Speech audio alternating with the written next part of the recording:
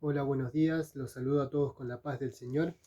Vamos a abrir nuestras Biblias y vamos a continuar con los estudios en Efesios capítulo 4. Vamos a leer nuevamente desde el versículo 1 hasta el 16. Dice así: Yo pues, preso en el Señor, os ruego que andéis como es digno de la vocación con que fuisteis llamados, con toda humildad y mansedumbre, soportándoos con paciencia los unos a los otros en amor, solícitos en guardar la unidad del Espíritu en el vínculo de la paz, un cuerpo y un espíritu, como fuisteis también llamados en una misma esperanza de vuestra vocación. Un Señor, una fe, un bautismo, un Dios y Padre de todos, el cual es sobre todos y por todos y en todos. Pero a cada uno de nosotros fue dada la gracia conforme a la medida del don de Cristo, por lo cual dice: subiendo a lo alto, llevó cautiva la cautividad y dio dones a los hombres. Y eso de que subió, ¿qué es sino que también había descendido primero a las partes más bajas de la tierra? El que descendió es el mismo que también subió por encima de todos los cielos para llenarlo todo. Y él mismo constituyó a unos apóstoles, a otros profetas, a otros evangelistas, a otros pastores y maestros, a fin de perfeccionar a los santos para la obra del ministerio, para la edificación del cuerpo de Cristo, hasta que todos lleguemos a la unidad de la fe y del conocimiento del Hijo de Dios, a un varón perfecto, a la medida de la estatura de la plenitud de Cristo, para que ya no seamos niños fluctuantes, llevados por doquiera de todo viento de doctrina, por estratagema de hombres que para engañar emplean con astucia las artimañas del error, sino que siguiendo la verdad en amor crezcamos en todo, en aquel que es la cabeza, esto es Cristo, de quien todo el cuerpo, bien concertado y unido entre sí por todas las coyunturas que se ayudan mutuamente según la actividad propia de cada miembro, recibe su crecimiento para ir edificándose en amor. Muy bien, primeramente felicitaciones para todos los que pudieron memorizar los versículos, ¿no?, de lo que vimos la clase pasada, estos versículos que nos hablan de la unidad en el espíritu, que un poco lo que nos muestra es, por un lado, que nos pide a nosotros que estemos solícitos, ¿no? Y por otro lado nos dice que la unidad es algo que lo tenemos en Dios, es decir, como cuerpo tenemos una unidad en Dios, y que la unidad es algo que Dios lo da, que Dios lo lleva a cabo, y a pesar de nosotros, ¿no? Pero es muy importante poder memorizar esto, porque es lo que nos lleva en el momento que nosotros, en nuestras relaciones interpersonales con los hermanos, con la familia y en todos nuestros distintos ámbitos, que podamos tener siempre presente estos versículos, para que el Espíritu Santo allí nos muestre en ese momento y seamos capaces entonces de tener la claridad y el discernimiento para cómo entonces debemos conducirnos, ¿no? Todo lo que nos decía en amor, ¿no? Y que a la vez sabiendo que Dios lo lleva a cabo, la unidad. Y todo lo que es la unidad, en todos estos versículos, estos del 1 al 16, lo que leímos recién, el punto central es la unidad del Espíritu. Porque cuando nosotros vemos, y todo lo que vamos a estudiar hoy, lo que estudiamos la clase pasada, que los distintos temas giran en torno a la unidad del Espíritu, ¿no? Todo es con el fin, con el propósito de fortalecer, de colaborar con lo que es la unidad del Espíritu, por lo cual es algo que es muy importante y que nosotros debemos tenerlo dándole esa importancia. Cuando pensaba en esto, lo primero que se me vino, y quería que todos podamos abrir nuestras Biblias, ¿no? En Juan 17, la oración de Jesús, allí en ese momento próximo a su muerte, el Señor ora por sí mismo, después ora por los apóstoles y luego ora por todos los creyentes, por nosotros. Vamos a leer Juan 17, versículo 20, dice, y esto es la oración de nuestro Señor Jesús. Vamos a leer hasta el 24.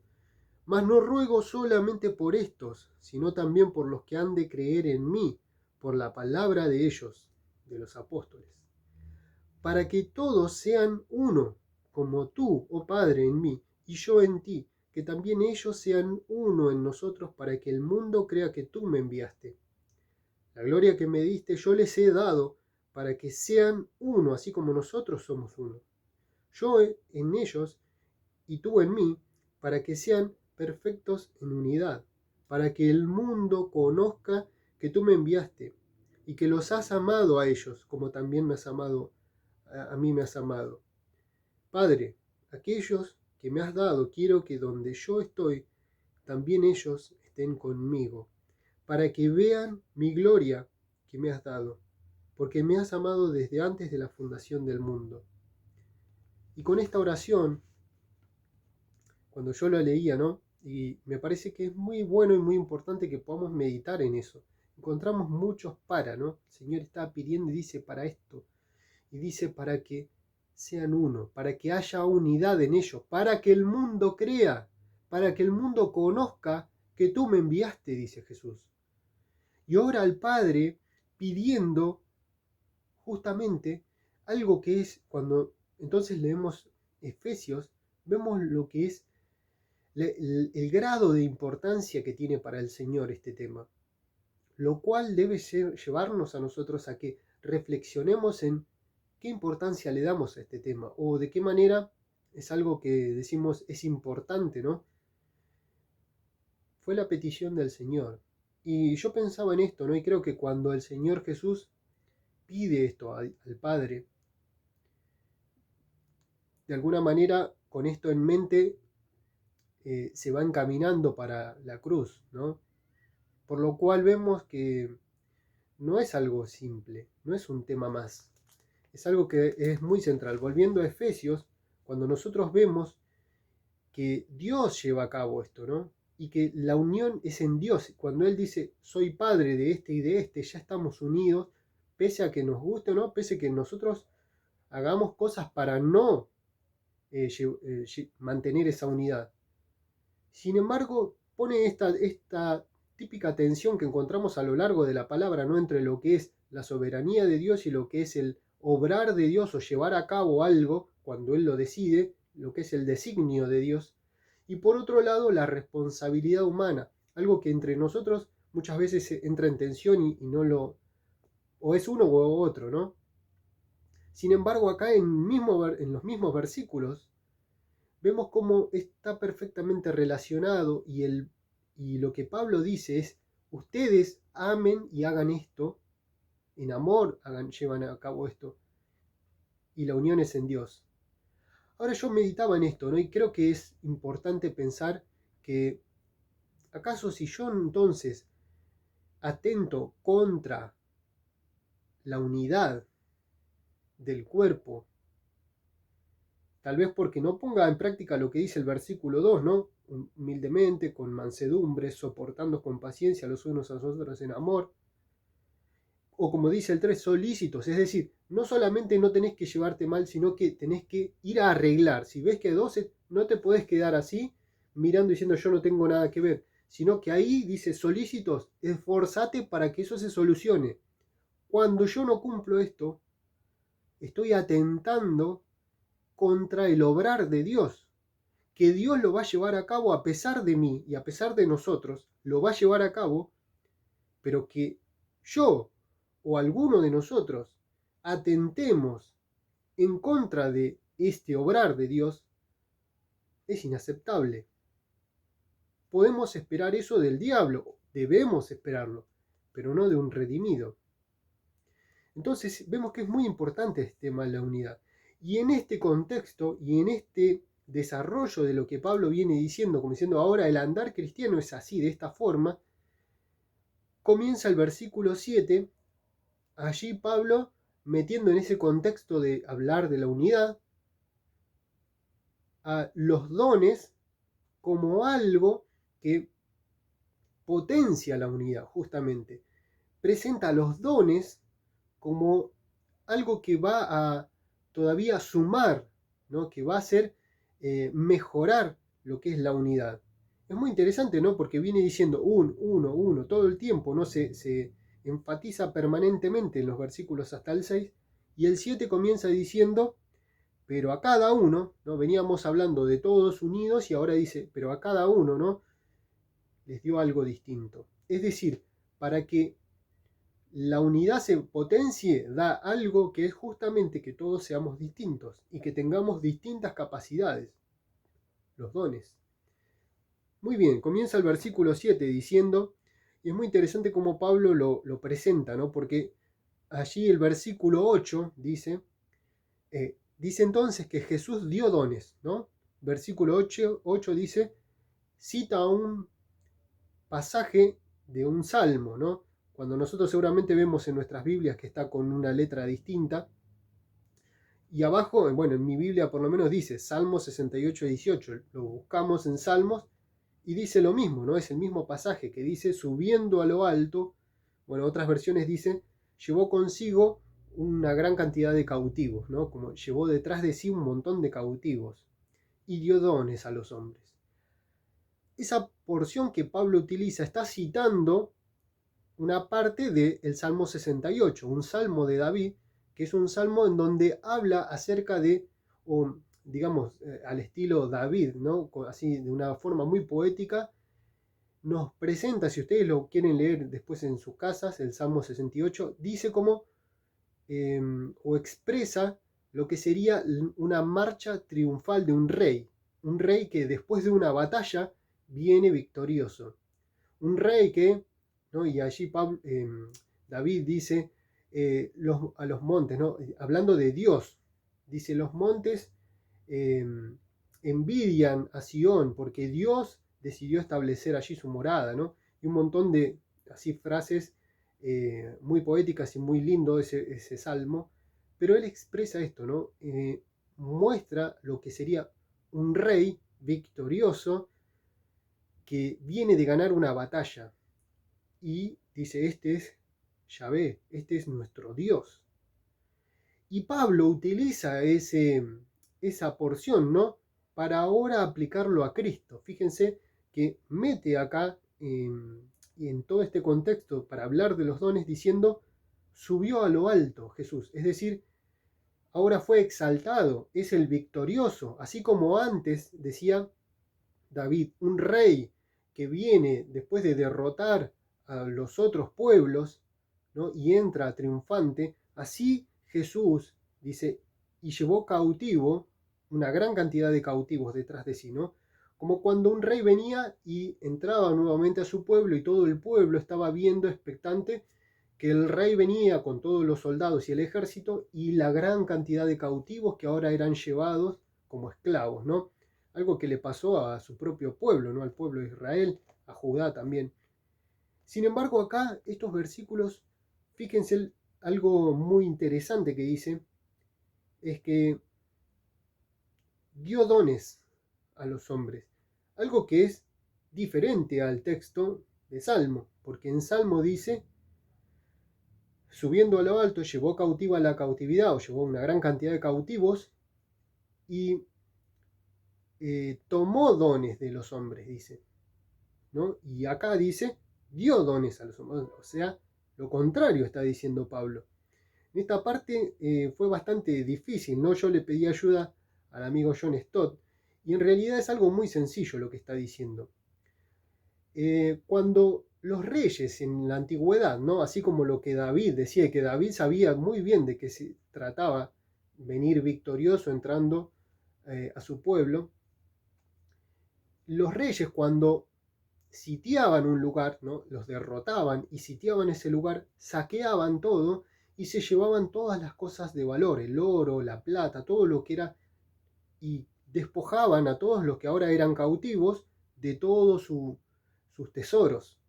Y eso lo traían como el botín de guerra. Y cuando llegaban a su tierra, a su pueblo, ¿no?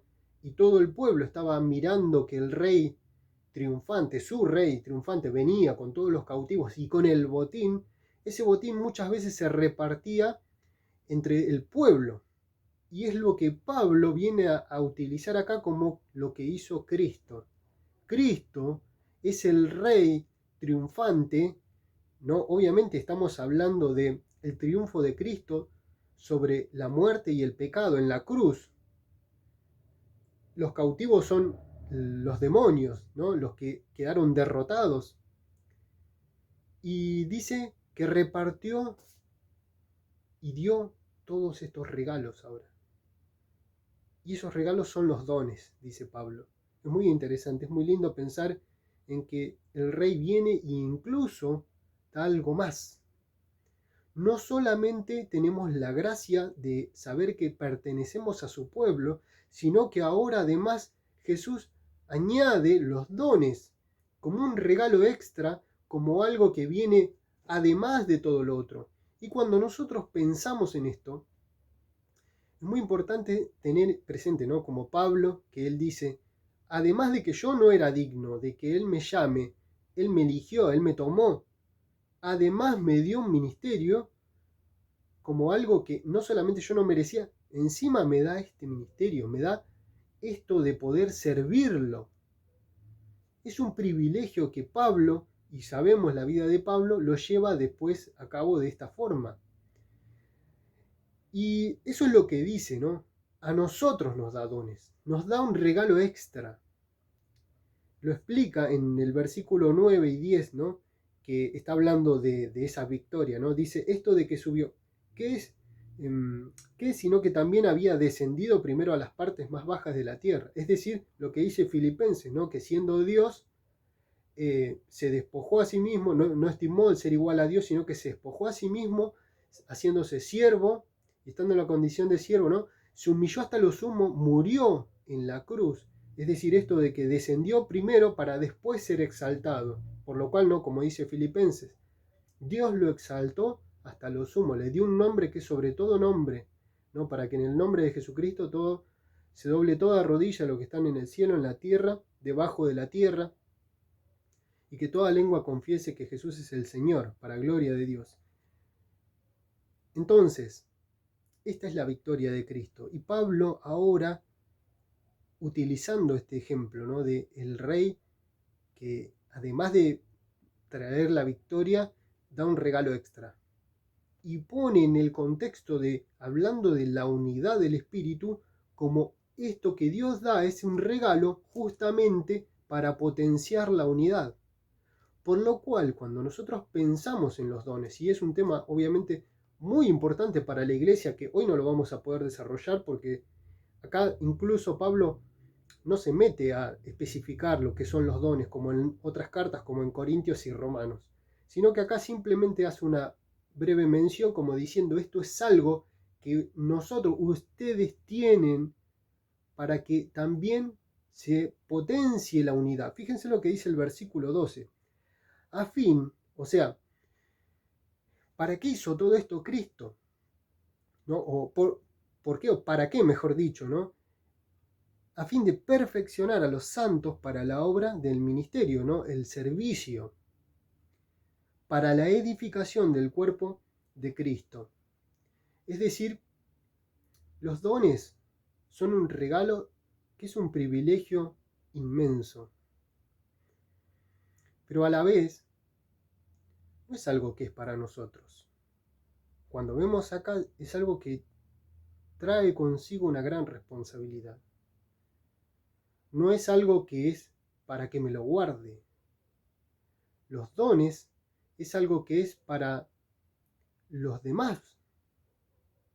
Vemos acá que dice, para perfeccionar a los santos, para el ministerio, para la obra del ministerio, para el servicio, a fin de que la iglesia sea edificada, el cuerpo crezca, el cuerpo pueda avanzar y crecer en esa unidad. Lo cual, bueno, para que meditemos, ¿no? Que realmente digamos, el Señor nos dio este privilegio, de qué manera voy a llevarlo a cabo. Hace un tiempo tuvimos la oportunidad de compartir, bueno, con Nancy, de ver una charla, de presenciar una charla, el pastor René Padilla, que dio una charla en el Seminario Bautista, y bueno, pudimos ir, y la consigna de esa charla era ¿qué es la iglesia y para qué sirve? ¿No? Ese era el título, el tema, que era una pregunta. Y una charla muy interesante, ¿no? En donde el pastor este hombre pudo compartir toda su experiencia y todo su conocimiento. Y bueno, yo anoté en mi librito y después a lo último daba lugar a preguntas. Entonces, una de las preguntas que se hizo es cómo funciona la iglesia, cómo puede funcionar, caminar de una manera adecuada, ¿no? Y él respondió que la iglesia funciona por medio de los dones, ¿no? Yo lo anoté, me acuerdo, y me parece que es algo, obviamente, no podría ser un reduccionismo de que él dijo o simplificó todo lo que es el funcionamiento de la iglesia en esa respuesta, porque este hermano habló muchísimo, habló mucho tiempo respecto de todo lo que conlleva, ¿no? Pero en esta síntesis, ¿no? Eh, Dijo esto y me parece muy bueno porque es algo muy importante, ¿no? Nosotros en Casanova pudimos el año pasado tener un taller de dones.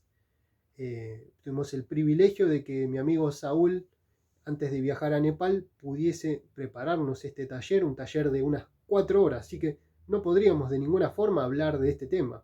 Pero sí me parece un tema muy importante que todas las iglesias animamos a que puedan eh, estudiarlo, capacitarse en este tema porque esto es algo que es para todos, no es solamente para los líderes. Los dones son para todos y que es algo que Dios pone y es diferente para todos, porque en la diversidad es donde va a funcionar entonces como una unidad. Y algo simplemente para rescatar, ¿no? De lo que dijo Saúl, que a mí me quedó grabado cuando él compartía de los dones, que hacía todo un detalle sobre cada don, ¿no? Una que descubrimos que algunas cosas que nosotros pensábamos eran dones no eran dones, bíblicamente. Y otros dones no los conocíamos, los descubrimos ahí, ¿no? Y es muy interesante poder conocer para poder descubrir entonces mi don, ir en busca de ese conocimiento, ¿no? Y poder llevarlo a la práctica. Una cosa que me quedó, ¿no? Que él dijo, compartió el pasaje de 1 Corintios capítulo 13, que viene hablando de la preeminencia del amor, pero allí en el contexto de los dones dice que esto tan maravilloso que nosotros, si llegamos a descubrir cuál es nuestro don y ponerlo al servicio con toda nuestro amor, con toda nuestra disposición y nuestra entrega, la obra del Espíritu Santo a través de nosotros, lo magnífico que pueda llegar a ser es simplemente un pequeño vestigio de lo que va a ser en el cielo. Y en ese pasaje dice que esto, que es lo imperfecto, decía, ¿no? Los dones, todo esto maravilloso, es algo que todavía no es completo. Dice, cuando acabe lo imperfecto, entonces vendrá lo perfecto, que es cuando estemos en la gloria en el cielo, y ahí vamos a ver algo que es todavía muchísimo más grande, ¿no? Ahora, qué picardía tener este regalo y no usarlo o guardarlo. Primeramente, creo que no hay un acto más egoísta que recibir un don y guardarlo, porque el don no es algo para mí, es para los demás. Si recibo un don, es para que los demás puedan crecer, es para que el cuerpo, para que todos juntos como un cuerpo podamos avanzar y mantenernos en esta unidad, ser y tener y mostrar esa plenitud de Cristo al mundo. Y que gente que no conozca pueda conocerlo y crecer. Entonces, eh, bueno, para pensar, ¿no? La importancia de poder eh, descubrir nuestros dones, ¿no? Ahora Pablo entonces no hace un desarrollo de esto, simplemente lo menciona, de hecho menciona solo 5, de los cuales 2 ya no corren más, ¿no? Es un tema que no podríamos desarrollar ahora, pero apóstoles y profetas es algo que ya no hay. Y de alguna forma lo que presenta Pablo es como la parte del liderazgo, ¿no? Porque los que mencionan, ¿no? Evangelistas, pastores, maestros, como la parte que lleva adelante lo que es el conocimiento de la palabra de Dios, del Evangelio. Y versículo 12 dice, a fin de, y utiliza esta palabra, ¿no? Que acá, bueno, esta versión dice perfeccionar, capacitar, aparece, ¿no? En otras versiones, ¿no? Es una palabra muy interesante porque allí da la idea de algo que dejó de tener integridad, como es la vida corrupta por el pecado. Ese perfeccionamiento es digamos, el obrar de digamos como cuando una rama se quiebra, ¿no? Poder restaurarla, poder volverla a su lugar, vendarla y que eso nuevamente vuelva a unirse. Estaba quebrado, algo que está roto, ¿no? Es esa idea lo que transmite esta palabra. Y dice que esta es la responsabilidad de los que, bueno, este es un palazo en la nuca para todos los que predicamos la palabra y compartimos la palabra, ¿no? Porque es una gran responsabilidad. Si bien, vamos a aclarar, Dios no nos va a pedir cuenta por mi hermano. Cada uno va a rendir cuenta por sí mismo. Pero acá claramente nos está diciendo, ¿no? El fin es de que el liderazgo, todos los que tienen esta responsabilidad de transmitir la palabra de Dios, perfeccionen, ¿no? Restauren, hacen eso que está quebrado, vuelva a tener esa unión, eso que perdió su integridad, vaya restaurando y nuevamente esa integridad empiece a aparecer, a fin de que el pueblo de Dios le sirva y sirva para la edificación del cuerpo de Cristo, es decir, como una cosa que se va retroalimentando, ¿no? Ahora, cuando pensamos en esto, ¿no? Y hablando en lo que es la predicación, lo que es la enseñanza, lo que es el compartir la palabra, ¿no? Creo que, bueno, justamente es algo para pensar en cuál es la responsabilidad, de qué forma, qué es lo que se va a demandar. No se va a demandar lo que hizo el otro, porque lo hizo el otro. Pero mi vida tiene que ser, cuando yo enseño la palabra, tiene que ser consecuente con lo que yo hago. Y mi compartir de la palabra de Dios no es simplemente, ni siquiera nosotros no tenemos la responsabilidad de divertir a nadie, de entretener, ni de hacer reír. Y aclaro, ¿no? Porque creo que la palabra de Dios tiene todo esto. Lo encontramos, ¿no? A veces cuando leemos la palabra, a mí me pasa leyendo, reírme, llorar, emocionarme, pasar por distintos momentos, pero sobre todas las cosas lo que produce la palabra cuando la leo, cuando me sumerjo y cuando me sincero con la palabra de Dios, es que la palabra de Dios me desarma.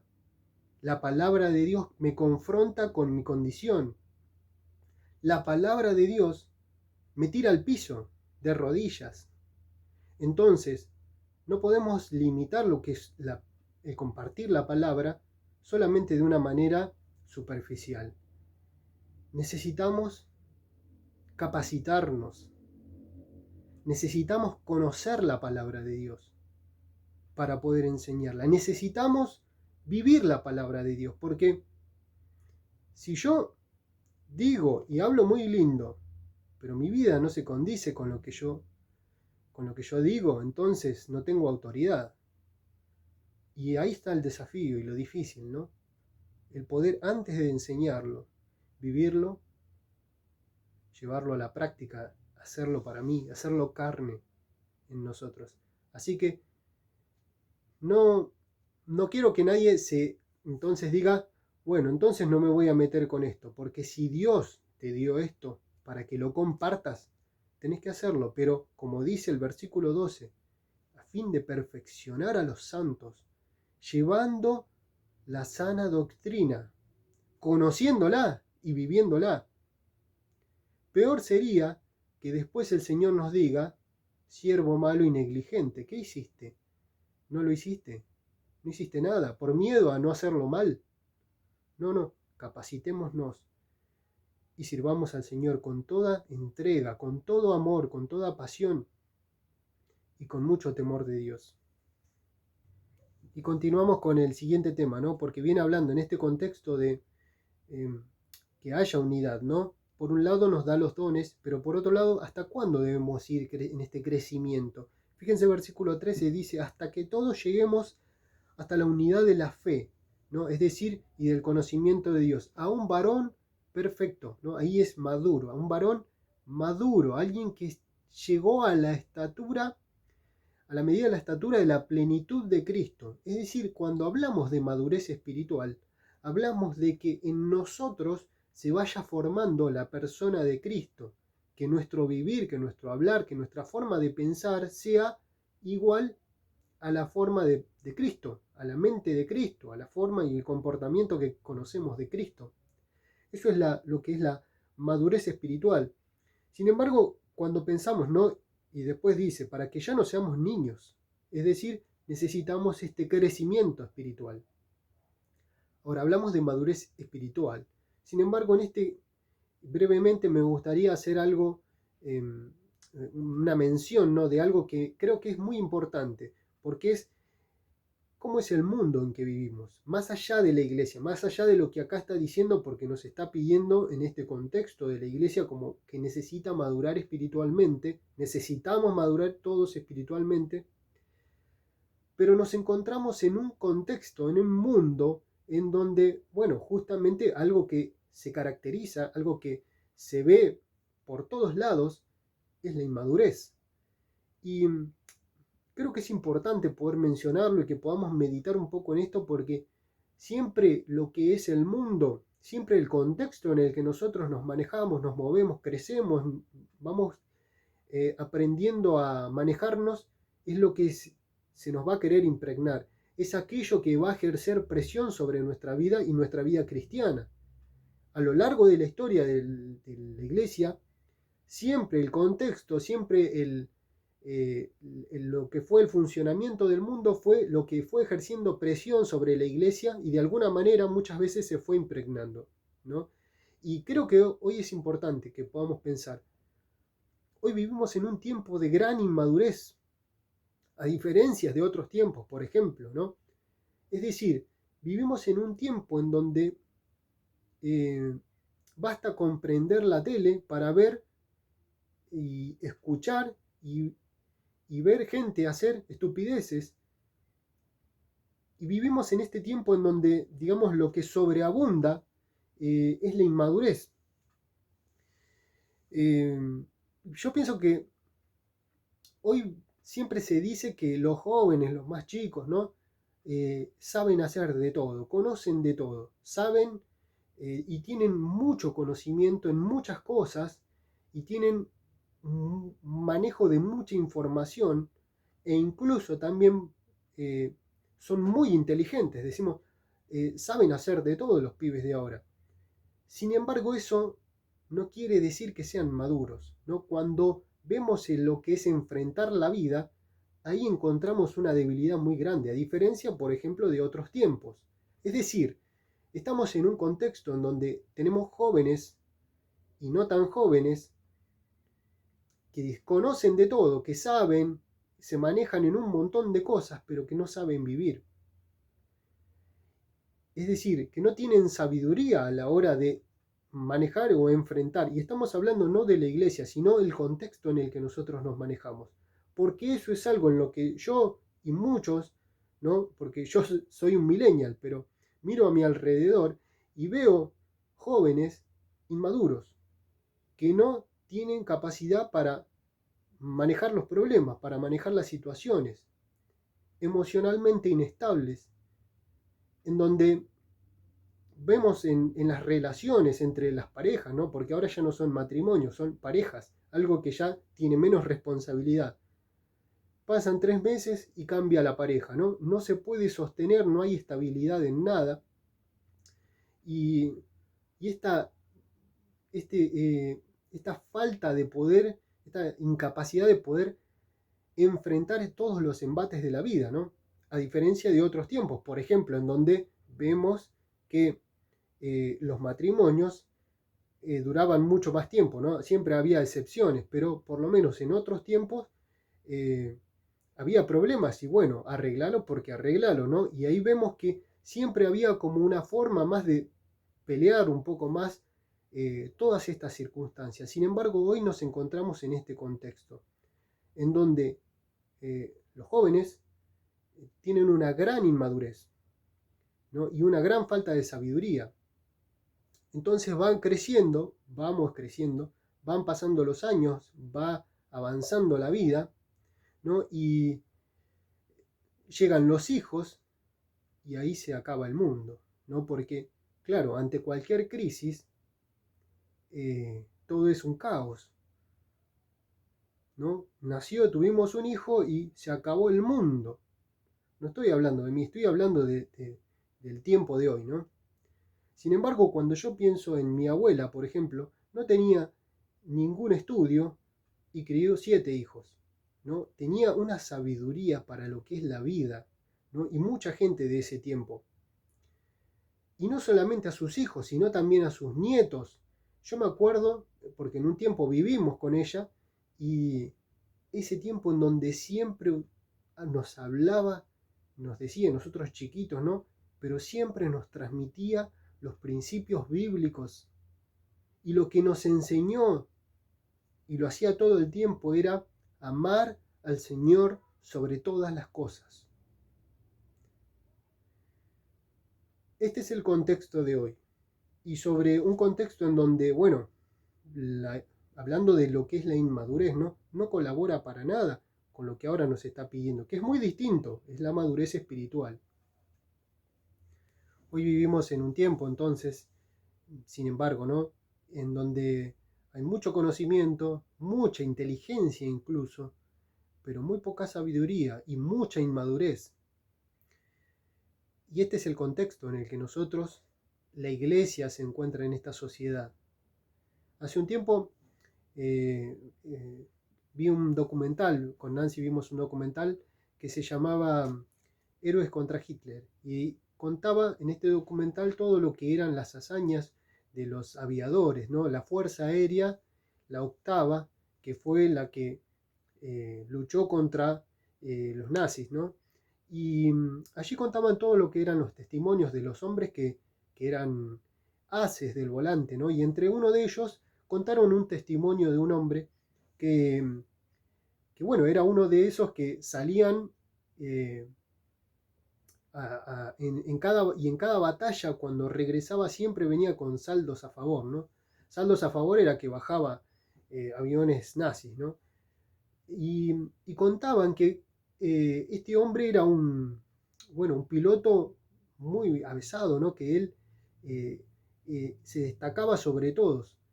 Y luego de una gran cantidad de batallas, la Fuerza Aérea condecoraba a estos héroes y, y ahí se podían retirar, ¿no? Cuando eran condecorados es como que cumplían todas las misiones y podían retirarse a su casa, ¿no? Sin embargo, este hombre siguió y siguió con todas las batallas, siempre victorioso, ¿no? Y es condecorado por segunda vez, ¿no? Toda una historia impresionante, ¿no? Y entonces ahí lo condecoraron y lo enviaron a la casa, lo retiraron, vamos a decir, ¿no? Con su esposa, con su hijo, mostraban las fotos, un hombre con bigote, con toda así, la vestimenta de esa época, fotos, videos. Y sin embargo él estuvo un mes ahí en su casa con su familia y dijo, esto no es lo mío es manejar mi avión, volar y bajar aviones de la Luftwaffe. Y, y volvió por tercera vez, ¿no? Bueno, estuvo unos cuantos enfrentamientos y en uno de ellos es herido, ¿no? Y una de las balas le dispara, sin embargo él logra seguir manejando con su avión y aterriza, lo atienden y él aterriza vivo, ¿no? Incluso, pero bueno, en el proceso muere desangrado, ¿no? Y todo un gran testimonio que en el documental contaban, ¿no? Entonces cuando hacen todo el recuento de todo lo que había logrado, todo lo que había hecho y su forma de enfrentar toda esa situación, ¿no? Decía que él muere a los 25 años. Cuando nosotros escuchamos eso nos miramos con Nancy, ¿no? Como diciendo, era un pibe al final. O sea, todo lo que había vivido, ¿no? Pero ahí decían, un hombre de 25 años. Hoy, cuando nosotros pensamos en nuestro tiempo, al hablar de alguien de 35 como yo, ¿no? Decimos, un chico que juega a la PlayStation, no estoy hablando de mí, no estoy hablando de gente de mi generación, junto con sus hijos, porque también tiene sus hijos, pero es tan inmaduro como sus hijos, ¿no? Mata nazis, pero en la Play. Y salvando lo que obviamente no es un ejemplo bueno de nada, ¿no? Este soldado. pensan, creo que es importante y me llevó a pensar, ¿no? Las diferentes formas de enfrentar la vida en otros tiempos y en nuestro contexto. En nuestro contexto ya todo esto no existe, ¿no? Lamentablemente en el caso de estos chicos, a los 20 años ya tenían que hacerse hombres y estar listos para enfrentar la crudeza de la guerra, lamentablemente, ¿no? Pero hoy estamos en el otro extremo. Hoy estamos en el extremo en donde todo es relativo y es irresponsabilidad. Sin embargo, esto no es lo que dice el versículo. Fíjense que el versículo 13 y 14 dice, para que seamos maduros espiritualmente. Es decir, no estamos hablando de lo que es el saber, digamos, enfrentar las cosas en esta vida, sino que está hablando de la madurez espiritual. Vamos a leerlo. Versículo 14 dice, para que ya no seamos niños fluctuantes, es decir, para que podamos salir de esa etapa. Hoy, volviendo a lo que es en nuestro tiempo, se habla de un chico de 30 y pico, casi 40 años, que todavía no se va de su casa, vive con la madre, ¿no? Y que tiene esta forma, este estilo de vida. Se utiliza el término adultecente, no sé si lo escucharon alguna vez, una palabra que no existe, ¿no? ¿Qué quiere decir eso? Habla de alguien que es adulto, cronológicamente, ¿no? Físicamente ya es adulto, pero psicológicamente es un adolescente, no maduró. Es decir, psicológicamente no se condice con la edad cronológica y emocionalmente es inmaduro. Ahora acá dice, para que ya no seamos niños.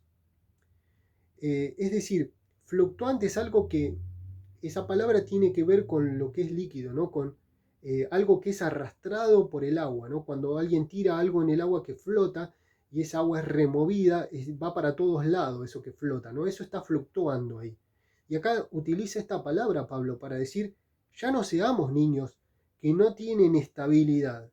Algo que fluctúa es algo que no tiene estabilidad, es algo que se lo lleva la corriente ¿no? Pensamos en un río, ¿no? En algo que arrastra, tiramos una rama y la arrastra por donde va, las olas la va llevando, ¿no? Eso es fluctuante.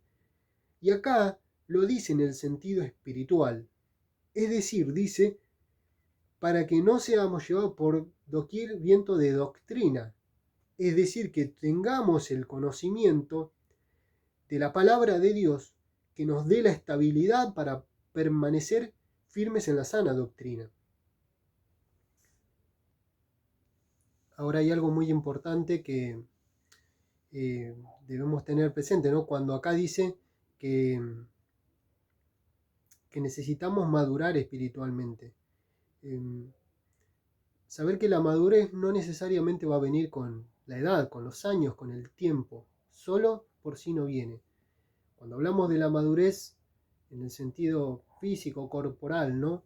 Eso va pasando con los años. Si nos alimentamos bien, vamos a ir creciendo físicamente.